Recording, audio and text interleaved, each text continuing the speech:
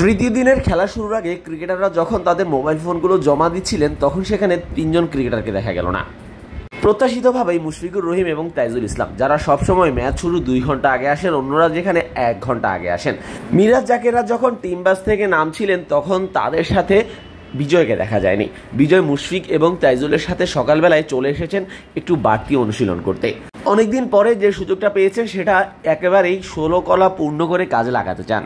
প্র্যাকটিসেও বাড়তি এফোর্ট দিয়েছিলেন। তাই তো নাইম শান্তদের আগেই অর্থাৎ মুশফিক তাইজুলদের সাথে বিজয় মাঠে চলে এসেছেন। এদিন বাংলাদেশ দলের ক্রিকেটারদের অনেকখানি নির্ভর মনে হয়েছে।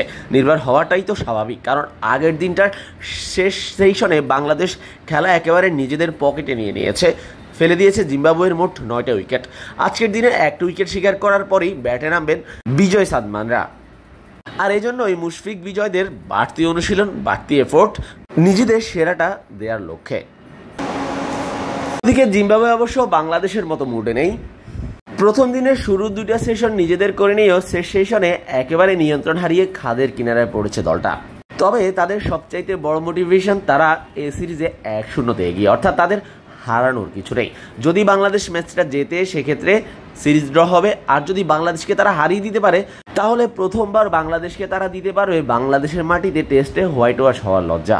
তবে এত কিছুর মধ্যেও জিম্বাবুয়ের জন্য একটা প্লাস পয়েন্ট, তারা দ্বিতীয় দিনের প্রথম সেশনের প্রথম কয়েকটা ওভার তারা ব্যাট করবেন। যদি সেটা যতটা লম্বা করতে পারেন সেক্ষেত্রে সেটা ততটাই তাদের লাভ। চট্টগ্রামের জহুর আহমেদ চৌধুরী স্টেডিয়ামটা নাম পরিবর্তন করে হয়েছে বীরশ্রেষ্ঠ শহীদ flight lieutenant Motiur Rahman stadium.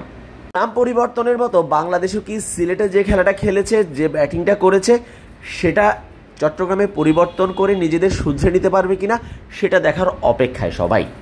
ভক্তদের চাওয়া নাম পরিবর্তনের মতো বাংলাদেশের ব্যাটিংয়েও পরিবর্তন আসবে খুব ভালোভাবেই।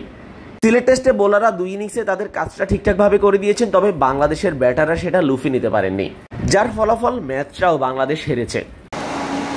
চট্টগ্রামেও যদি একই ঘটনা ঘটে সেক্ষেত্রে ফলাফলেও ব্যত্যয় ঘটার কথা না। বোলাররা তাদের কাজটা ঠিকঠাকভাবে করছেন, এবার শান্তদের পালা বোলারদের সেই প্রতিদান দেওয়া। শাহরিয়ার শাওন, মিডফিল্ড, চট্টগ্রাম।